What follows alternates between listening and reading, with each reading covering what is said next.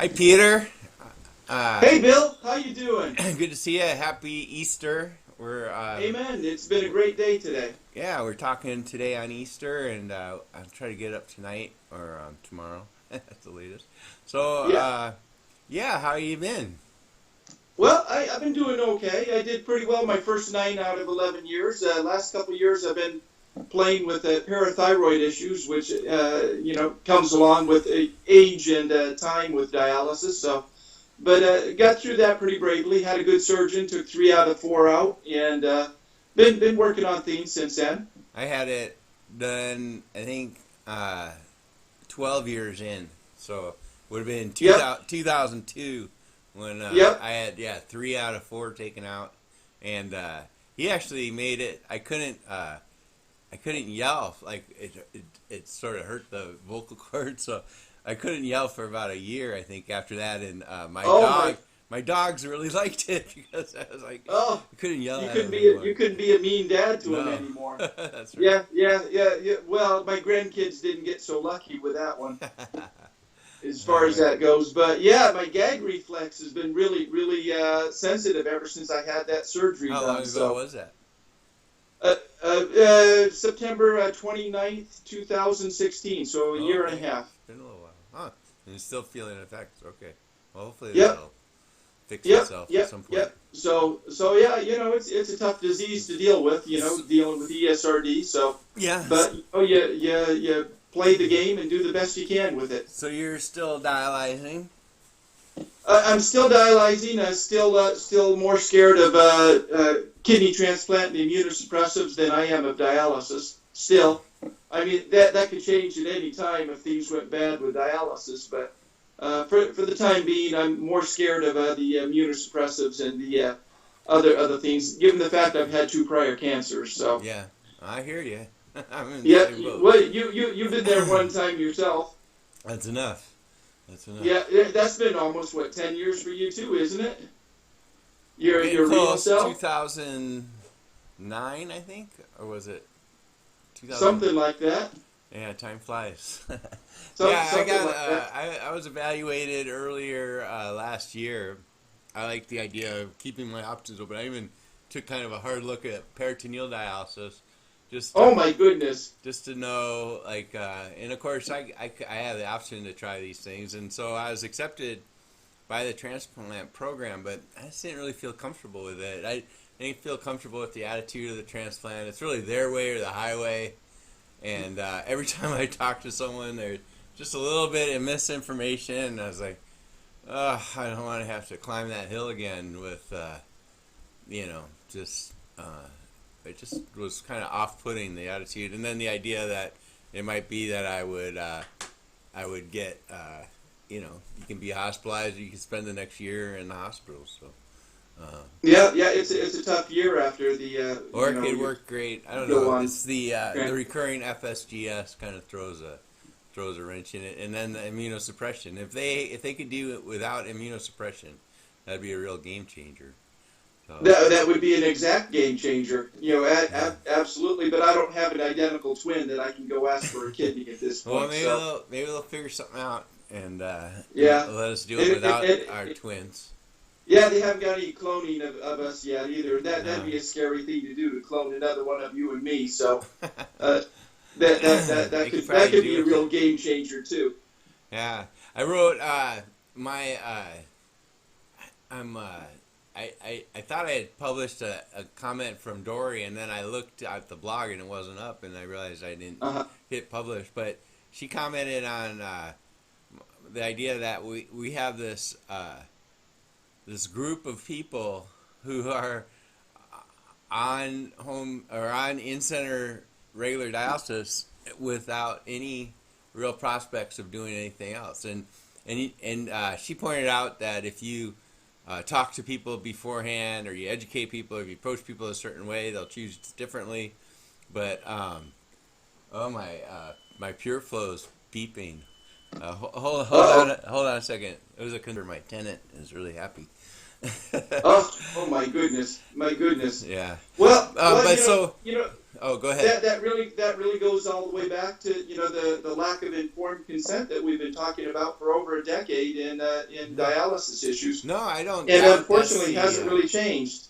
I don't doubt that, but there's no prospect of there being a difference in the numbers anytime soon. And when you look at the numbers, they're just so vast. The idea that, I mean, right now there's 450,000 people in center doing regular conventional dialysis in this country, and and so if we doubled the number of people on home dialysis, all modalities, which would be a huge achievement, that would be a giant achievement. You would still have 400,000 people in center, and Absolutely. and if you included nocturnal shifts, and there's still going to be the greatest percentage of people are going to be in center doing conventional dialysis, and nobody really thinks that's good enough. I mean, a lot of No. people tolerate it, but I mean, every doctors, staff, most anybody who's been around this long enough doesn't really see that as adequate. But it's just accepted, and I think that's the problem I'm having focused discussion on. It's easy. Seems like it's really easy to lapse back into talking about home dialysis, talking about informed consent. I mean, it's important stuff. But the bottom line is, but that's going to be a persistent group of people that we are failing as a system, and it's not just in the United States. And so it's around the world. Hold on.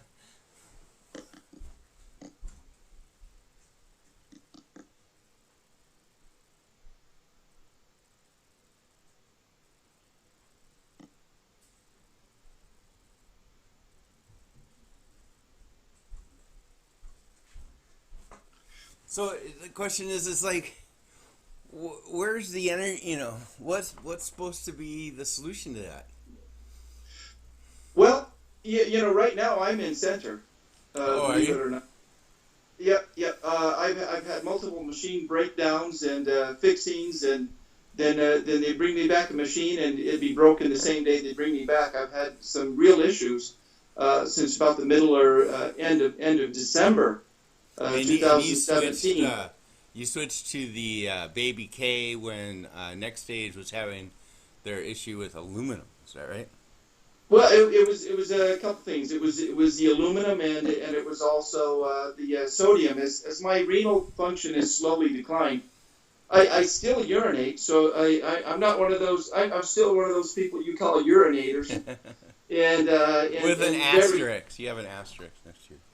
absolutely, and very thankful for it. I actually complied with my doctor's request about 3-4 months ago to do a 24-hour urine, and I had 1,100 cc's volume after 11 years of dialysis, which is I'm just very grateful for that. 1,100 But a I day also is, believe it's yeah. because I've avoided the excess ultrafiltration that's just slammed on people. And I've been pretty much in center for the last month, and then back and forth since December, but straight there for almost a month now. And I see people there that are getting as much as 5, 6, 7, and 8 liters. There was a gentleman over there the other day that had 8 liters taken off. And then I In listened to 4 hours? the conversation of what they were eating, and they're talking about their favorite Big Mac at McDonald's and things like that. There has to be a bit of compliance, if that I hate that word, but it's still there. With dietary issues, sodium is the whole driving factor behind the ultrafiltration excess here in America. You have to get rid of the sodium in your diet if you're going to have reasonable amounts of ultrafiltration.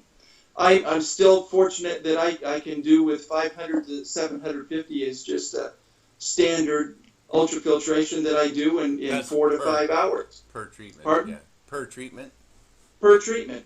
Per treatment. And I recognize that I'm starting to deal with issues that a lot of people dealt with when they first began dialysis and had no urine output at all. Dealing with blood pressure being volume dependent on how much fluid is in your system. It's a new concept to me, believe it or not, after all these years of dialysis. Yeah. But to have to deal with all of that and all of the nuances of dialysis right from the beginning just has to be just overwhelming. There was another patient. It's interesting being back in center and seeing new patients come in. They just look like deer in headlights. The way that we rush them in and out of there. Most of them don't even have a permanent access. They're dealing with catheters and all the attendant issues with the infections that come with that, and the lack of excellent dialysis you get with the well functioning fistula.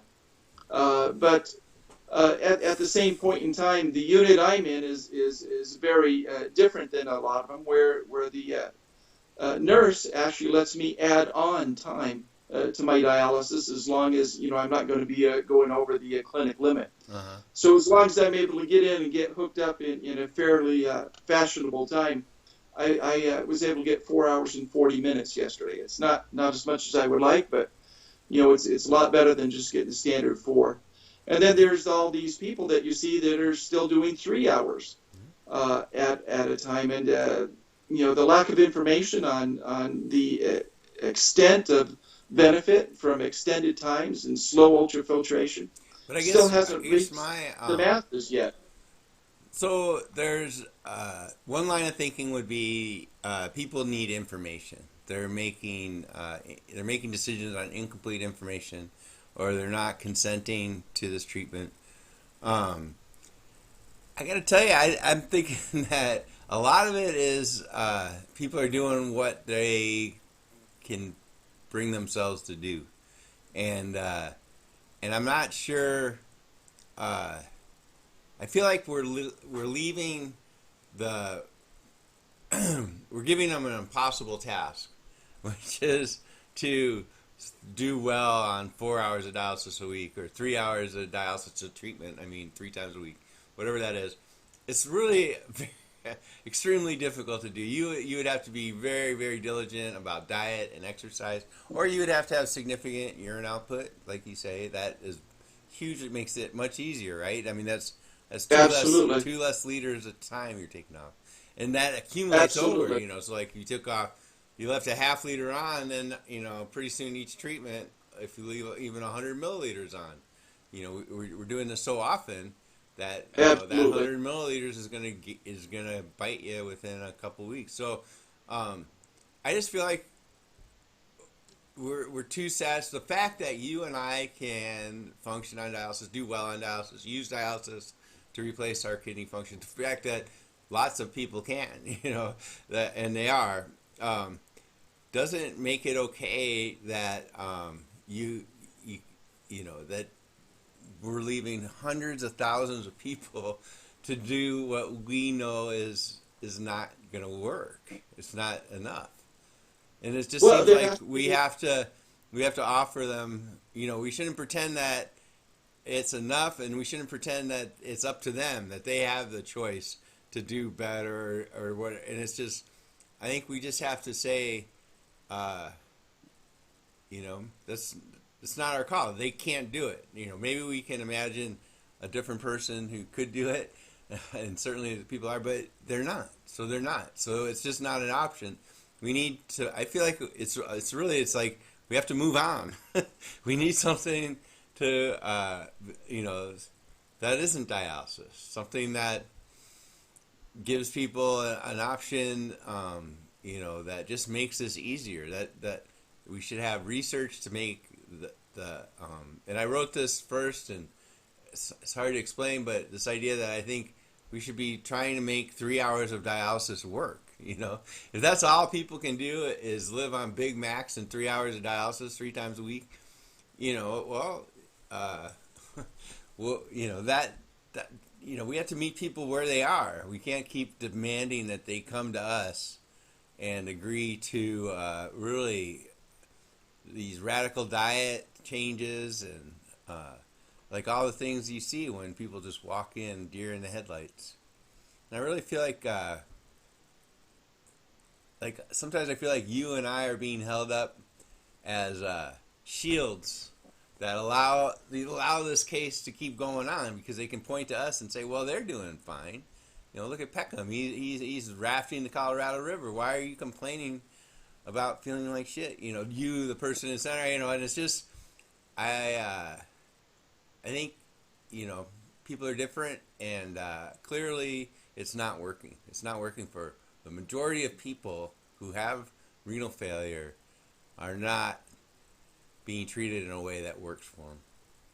Well, you know, the sad fact is, Bill, is that it's a whole cultural change that needs to take place here in America in many ways as far as around our health issues, because there are so many people in the dialysis centers that never should have been on dialysis.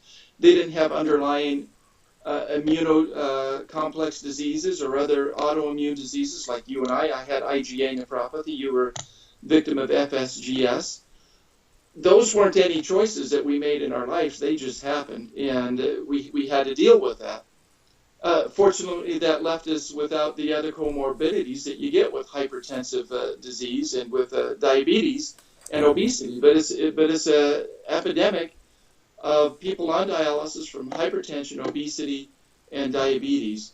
And that's in many ways a cultural issue that goes above and beyond just the discussion we're having here on dialysis of 3 hours or 4 hours, 3 times a day versus the optimal dialysis that we can do at home.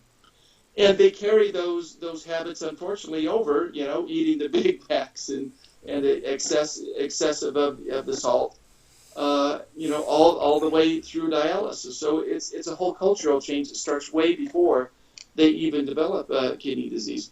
My brother was 12 years old when he was diagnosed with insulin-dependent diabetes. And when he was 16 years old, my parents were able to take him down to Joslin Clinic in Boston. And that was in the early 1970s before we had the dialysis control trials that showed that strict control will help people improve their ability to last much longer and reduce their comorbidities. And they told him, well, pretty much you've got about 20 years to live on dialysis, and that's about it. And we don't really see much of any hope that you're going to do any better, no matter how well you control your diabetes.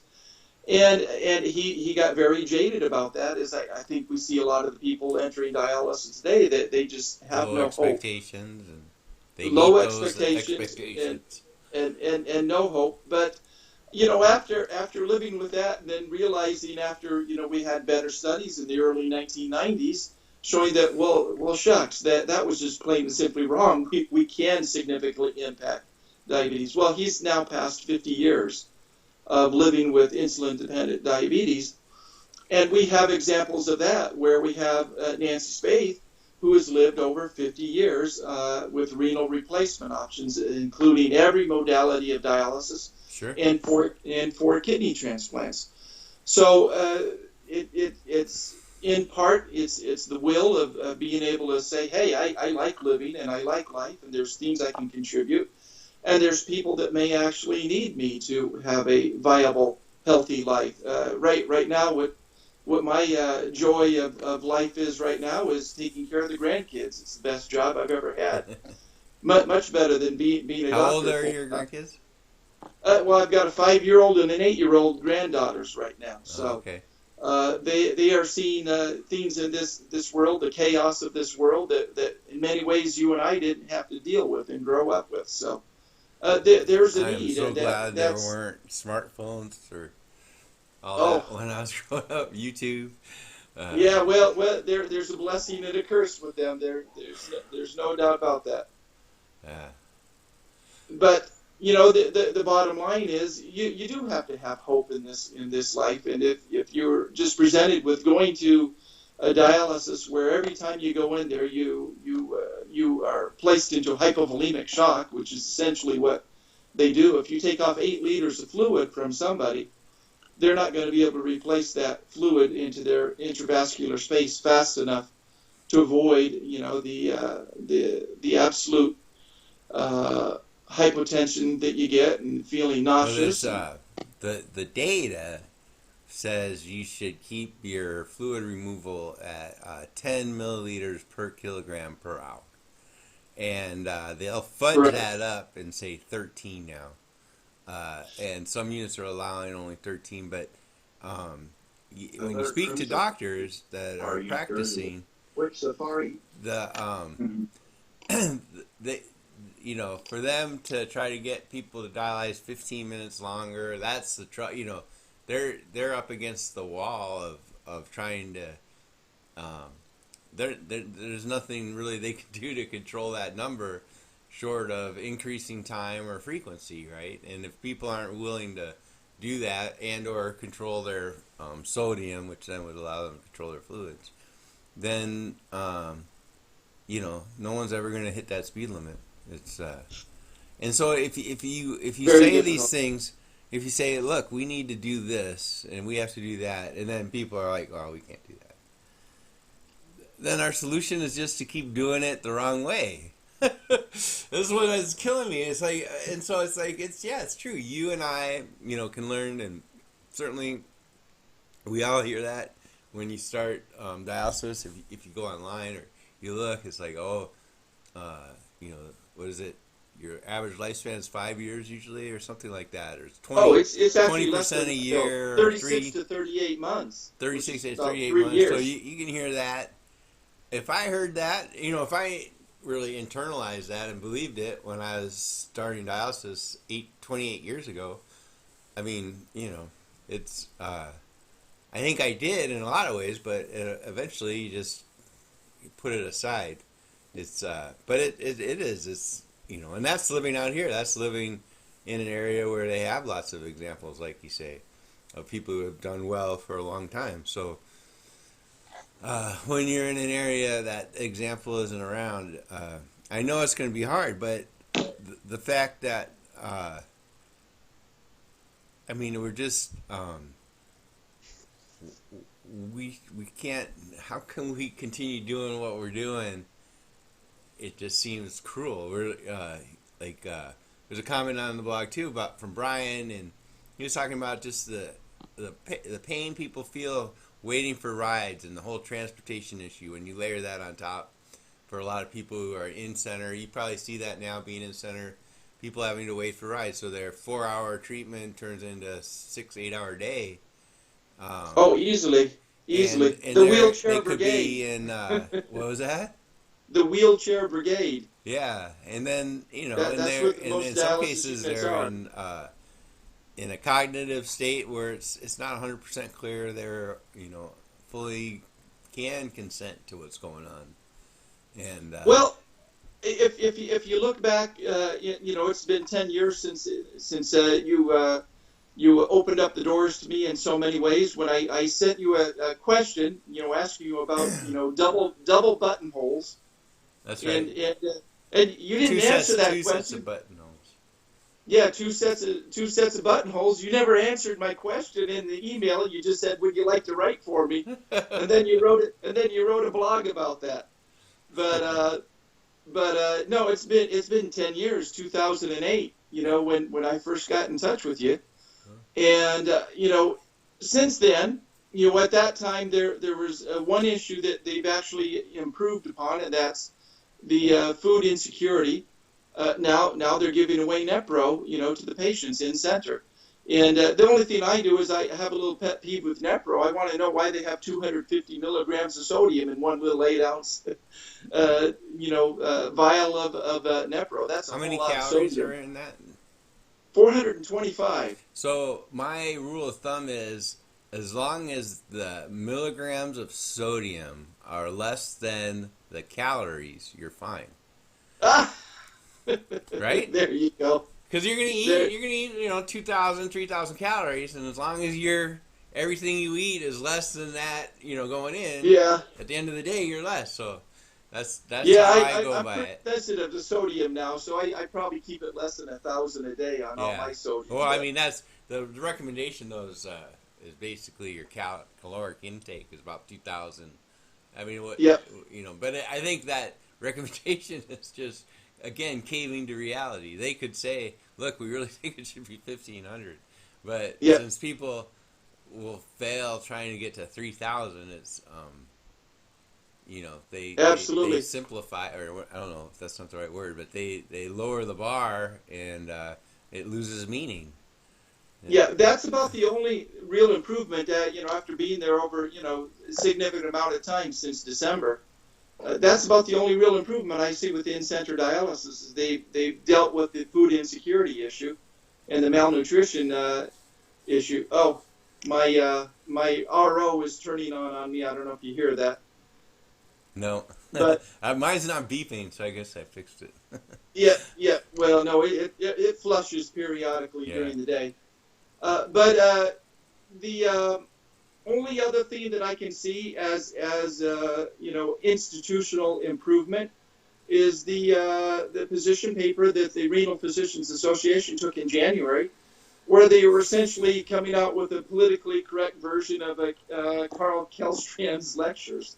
If you read it, they actually mention unphysiology and other things like that. It's like, oh my goodness, that was something that they just fought Carl Kellstrand and Dr. Blagg and Dr. Scribner for years on.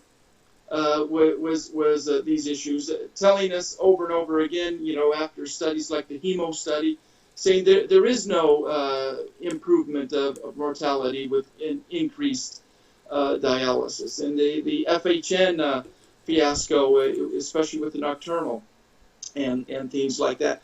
But yet, the nephrologists are still quoting these studies as if that is, the golden rule. So until the nephrology community gets on board and adheres to the basic tenets that I see with the Renal Physicians Association position paper that they came out with in January of 2018 of this year. Until the nephrologists get on board and provide better information to the patients, better information down to the nurses, and a whole cultural upheaval, that, hey, this really isn't a good way to do it anymore, and that longer and slower, more frequent is the only way that we're going to have a positive impact on these people's So lives. what if we said that is the way we need to provide dialysis, and it'd be unusual situations to provide less than that? What happens when hundreds of thousands of people don't want to do that? What happens if are we that's the choice. I mean, even if we had the use of higher doses of dialysis, like on home dialysis, like the 50% number you hear from New Zealand, that's still leaving 250,000 people. The largest group of people will be on in-center conventional dialysis. It's just the number itself is just so big that you can't do better dialysis to change that number. You have to offer something that isn't dialysis or transplant, and we're not. And that really gets to like a fundamental issue you don't really hear talked about is we don't know what dialysis does. I mean, you can. If I dialyzed 2 nights ago, I should dialyze tonight. Took last night off, but if I didn't dialyze for the next couple of nights and just watched my fluids and potassium and phosphorus, in 2-3 nights my potassium, phosphorus, and fluid levels could be normal or regular normal. I would still feel terrible. There's something that isn't those things that make you manifest a feeling of ill health. And The uremic. so you're right, but we don't really know. I mean, artificial kidney, those hollow fibers, they're just randomly spun fibers, and there's a distribution of pore sizes, and solutes come out, something comes out, and it works. And it's like, yeah, it works, especially if you do it long enough. And time-dependent molecules get across that membrane, but we don't really know what it's doing. We can't say, oh, hey, look, if we had this one way to remove this single solute, you would feel better. You would feel better longer or something, But we have nothing like that. We have no idea what. But for this thing, somebody could go for 3 hours and feel well, like they were dialyzing 4 hours. And it's just, we don't really know what dialysis is doing. And Well, that's one reason why we don't have, nano created uh, artificial kidneys like we maybe would have expected 10 years ago. But they can make them. They can make semi-permeable membranes with barriers specifically sized just the size they want them, but they don't know what size they want them. So you don't know what size pores barrier. You just don't know. You don't know what it is we're really taking out, and it's that's amazing to me. And yet we put all this confidence in that. Well, 4 hours, 3 days a week is enough, even though we don't even know what it's doing. well, I would say it's better than 12 hours a week. Absolutely. But there seems to be a minimum of 18 to 20 hours a week, where you're going to get the benefits, in reduction of mortality and reduction of comorbidities. Dialysis works. Yeah, I mean, we can't dispute that it does, even if we may not know exactly what it's doing there. But But like you say, our numbers all show you need that, the 18 to 20. I agree with that. And you could divide it however frequency you want. wise, yeah. But basically, that seems right. But who's doing that besides people who Just are a few very thousand here in aggressively? America. Hmm? Just a few thousand of us here in America. Just a few thousand out of the How 450,000. many could do that?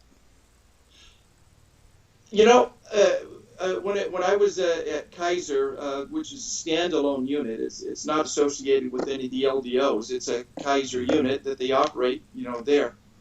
And that's where I did my home dialysis for Next Stage for over 5 years. He said he had an elderly gentleman that was about 75, 76, and everybody felt that he was too demented for home dialysis, and he had a care partner. Yeah, even though we could talk about the need for care partners, which Well, sometimes you need them. you're the poster child for no need of caregivers, other than your dog, of course, who was your care partner for I think a year or two, if I believe that. No, Um, I've always been above board. I thought I was corrosive. In the '90s, a friend of mine, Mike Matson, who uh-huh. actually I think went on a dialysis in Wonderland trip Yeah. down the river no return in Idaho, and I saw a picture of Frank him Frank Church. dialyzing Frank Church Wilderness, dialyzing on the banks of a gravel bar of a river, and he was using the cough portable thing in the '80s, Uh-huh. and so I always had it in my head that was going to be something possible. He said, "Oh yeah, I don't have a helper. I live by myself. My sister is on paper as my helper. She lives like a couple miles away or something." But when it came time for me to train, I was on the board by then. But it just would have been corrosive. Even the wink and the nod, even if people knew, but on paper, no, you just there's no reason not to be able to dialyze alone, and I think so. It was always important to me to do that above board. The first year I dialyzed, I actually had a helper. It was a B. Braun, but it was a roommate from college that Huh. lived downstairs. I traded rent for. But after that, once I started doing the access, he had to pay rent, and I was Ah, doing it myself. But the so access you got a was financial benefit from that one. spectacularly easy Yeah. to Well, use. anyway, Dr. Rasco's patient, who is felt by many to be demented, he woke up when he was getting daily Not dialysis. uremic. Oh yeah. He was non-uremic. It was all the uremic fog that you and I know well, And Yeah. so I think there's probably more people that can benefit from this, especially if they're elderly and debilitated anyway. I mean, look at Patricia Colongione and her husband Ralph. How many years I don't know she if helped you take care were of him. 2008. You might have been after. Uh, you might have joined, but Home Dialysis Central, when their message boards were doing really well, or busiest in the early 2000s. Um, there was someone who posted Marty, and she took Uh huh. care of her dad and had a similar thing where he was really, failure to thrive in center, needed a wheelchair, I think, to get around. No, and all the things you think about.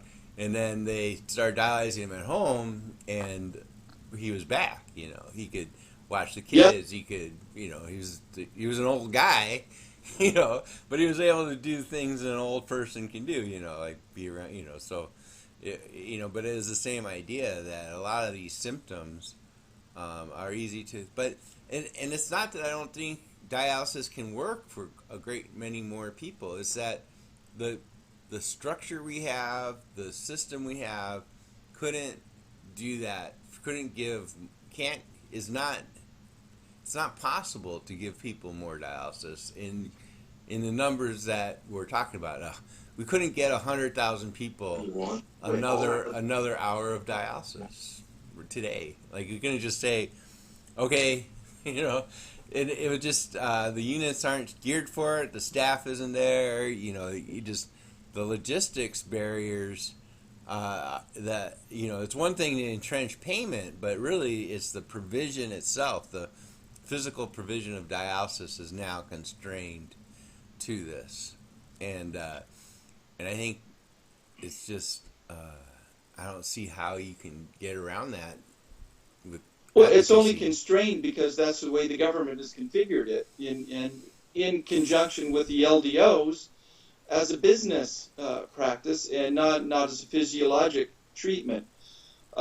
Until the government and the LDOs and the physicians and the patients all recognize that you can have a better life, you can live essentially a normal life. You can go skydiving, you can raft the Grand Canyon, And or raise your or grandkids. you can raise your grandkids. Whatever it is that you want to choose to do in life, you can actually do those things and do them well and feel well for the majority of your time. I mean, there's no doubt that I look at things that other people are eating and go, oh, I remember what that used to taste like, and I'm sure you know those feelings. Oh well, I can't sit do you down and ever eat a have whole anything now plate of that's lasagna salty and anymore. I can't even eat it? I had some. Yeah, yeah. I went to a friend's birthday. It was at Benihana's, or it's called something else. But Uh-huh. Benihana's was my go-to restaurant as a little kid. That's probably why I have kidney failure, though, because this stuff was so salty. I was like, I Well, just I I always just blame my remembered kidney it being failure on this. my wife's Filipino food, Oh so yeah, but it's there's just probably something to that, Bill. so. Yeah, I couldn't even eat it though. My taste buds have definitely changed, but Oh no, yeah, I can taste it's that salt right away, and it's just like but that's all I can taste. I can't even taste the food. All I taste is the overwhelms it. salt. Yeah, Yeah, that's true. so no, but I look at the food that other people are eating, and go, yeah, I remember what that used to taste like, but that's the deal. You can have your life, or you eat whatever you want, and you're not going to be around a long time if you're on dialysis. It's either the phosphorus is going to get you in the long run, whatever that is, or the potassium will get you in a very quick fashion. So you do have to pay attention to these things. And just like my brother, after about 20 plus years of dialysis, figured out, well, gee, maybe I ought to start Dialysis taking or care of myself. diabetes? Oh, and diabetes, sorry. Okay. My brother, after 20 plus years of diabetes, figured out, and he's still working. He's still a Hmm. nurse anesthetist, and he'll be 64, good Lord willing, later this year, and looking forward to retire when he's 65. So, Yeah. uh, these things have there's a price to pay. If you're going to have a long active life as a renal replacement patient, you're going to have to pay the piper. You're going to have to watch what you eat. You're going to have to get your exercise. You're going to have to watch your weight, and you're going to have to put the time in. Whether it's doing kidney transplants. If you're going to do kidney transplants, you're going to have to take your medicines. We know of people that have done the kidney transplants and said, well, I don't need the medicines anymore, and well, they went into immediate rejection. So Yeah. there's a price to pay for living well on dialysis, or living well with a kidney transplant, or living well with diabetes, or whatever chronic disease it is. It's true. I'm beeping again. So we've gone 40 minutes. I was thinking we were gonna be able to talk all night if we let it, but Just about. I think we should wind it up here, and I just look forward to talking to you again if we see something comes up in the news or something topical, check back in. I'm gonna try to do these at least once a week, a couple times a week, and Well, it's good to have you back online again, Bill. I've missed you, and I'm sure there's a lot of people that have missed you. yeah, we'll see how this goes. And I got a couple other projects in the works, so we'll be rolling them out this year. So I'm staying All right. busy. Well, appreciate it, Bill, and go enjoy your lasagna tonight. I will. Thanks, Peter. All right, you take care, Bill. Bye. God